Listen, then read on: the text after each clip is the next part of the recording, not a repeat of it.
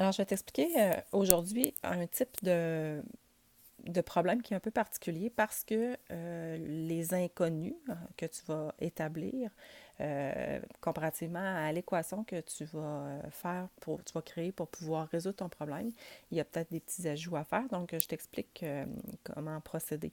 Alors, voici une flotte de véhicules compte 20 autos de moins que le triple du nombre de motos. On vient d'équiper tous ces véhicules de pneus neufs en commandant 620 pneus. Alors, combien y a-t-il de motos? Alors là, les inconnus ici, on ne sait pas combien il y a d'autos et de motos. Et c'est ce qu'on a à trouver, en fait, hein, le nombre de motos. On ne sait pas combien il y en a, mais on me parle de pneus. Alors, les pneus, si par exemple, si j'additionne le nombre de motos puis d'autos, je ne peux pas obtenir un nombre de pneus. Hein, c'est impossible. Donc, il faudra tenir compte qu'une moto a 2 pneus, une voiture a 4 pneus pour établir notre équation. Alors, voici comment on peut procéder. Je vais y aller plutôt brièvement pour établir les inconnus. Alors, X ici serait le nombre de motos. Et pour l'expression algébrique qui représente le nombre de voitures, donc il y a 20 autos de moins que le triple du nombre de motos, donc 3x moins 20, qui représente le nombre d'autos. Bon. Si j'additionnais les deux, ça ne peut pas donner 620. Je n'ai pas 600 véhicules. On a dit qu'il y avait 620 pneus. Donc, il faut savoir, par exemple, que le nombre de motos, peu importe, si j'avais 10 motos, je ferais x2 pour obtenir le nombre de pneus, mais ce sera la même chose. Donc, ici, x2 pour le nombre de pneus pour toutes les motos réunies. Et pour les autos, bien, c'est x4 parce qu'il y a 4 pneus par auto. Donc, peu importe le nombre d'autos que j'ai, on multiplie par 4 ce nombre-là pour obtenir le nombre de pneus. Maintenant, voici l'équation qu'on peut établir. Donc, x, oups, je vais juste effacer parce que je me suis trompée. Voilà. Alors, on dirait par exemple le nombre de motos, j'ai 2 pneus par moto, donc 2 fois x pour le nombre de pneus. En ce qui concerne les voitures, les autos, j'ai 4 pneus par auto et j'ai 3x moins 20 autos. Donc, on multiplie cette expression-là qui est le nombre d'autos par le nombre de pneus chacune.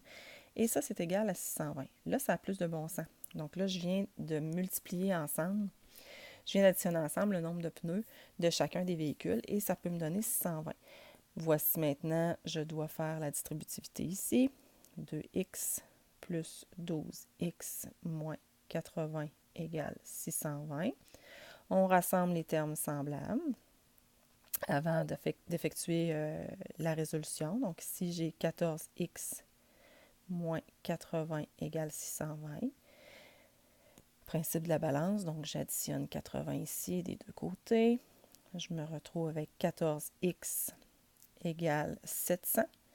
Et on divise par 14 pour obtenir la valeur d'un seul x, ce qui fait ici 50.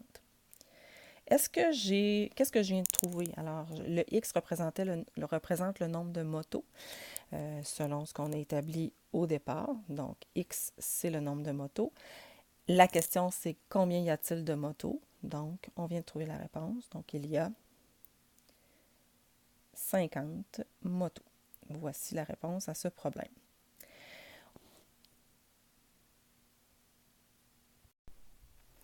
Voici un autre type de problème où on a en jeu une somme d'argent.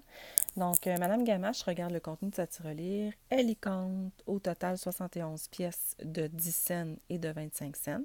La somme que ces pièces représentent est 11,75 $. Combien y a-t-il de pièces de chaque sorte? Donc, encore une fois ici, les inconnus, c'est le nombre de pièces. Le nombre de pièces que je compte dans mes mains, ce n'est pas du tout pareil à la valeur. Par exemple, si j'ai deux billets de 20 $, j'ai 2 billets dans mes mains, mais j'ai 40 $ en valeur. Donc, ce n'est pas du tout la même chose. Donc, les inconnus ici, par exemple, le X, on pourrait marquer que c'est le nombre de 10 cents. J'aurais pu marquer aussi 25 cents. Et on a un total de 71 pièces, ce qui veut dire que le nombre de 25 cents dans ce cas-ci sera 71 moins le X. Hein? C'est le reste. C'est le nombre de 25 cents. là, ici, ce qu'il faut remarquer, c'est que la valeur de toutes ces pièces-là nous est donnée en dollars.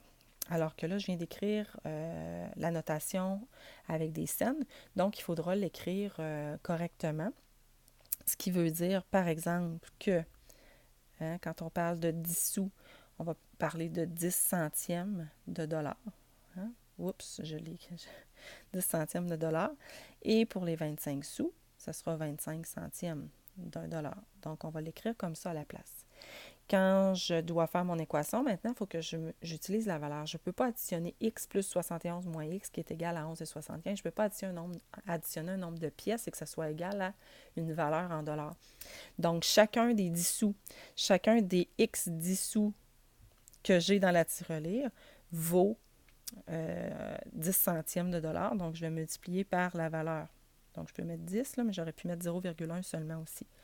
Plus chacun des 25 cents, hein, chacun des 25 cents, j'en ai 71 moins x, vaut 25 centièmes de dollar. Donc, vaut ceci. Donc, je dois multiplier la valeur de chacun par le nombre. Et ça pourrait être égal à 11,75. Donc, à 11,75 $. Donc, on va venir faire la distributivité ici, simplifier l'équation avant de la résoudre. Donc, 0,1x plus 17,75 moins 0,25x est égal à 11,75.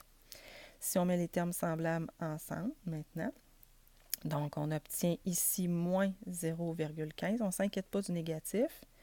Donc moins 0,15x plus 17,75 qui est égal à 11,75.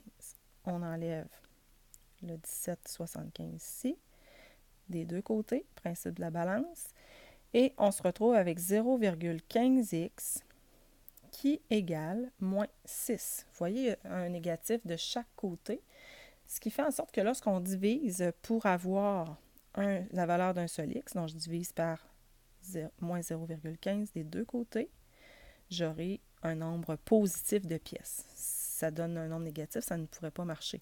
Donc, moins 6 divisé par moins 15 centièmes, ça me donne 40. Donc, 40, qu'est-ce que je viens d'obtenir? Je me réfère à ce que j'avais établi au départ. Le x équivaut au nombre de 10 sous. Donc, il y a 40 pièces de 10 sous. C'est ça. Et pour trouver le nombre de pièces de 25 sous, je vais faire 71 moins 40, ce qui fait 31 pièces de 25 sous. Et voilà.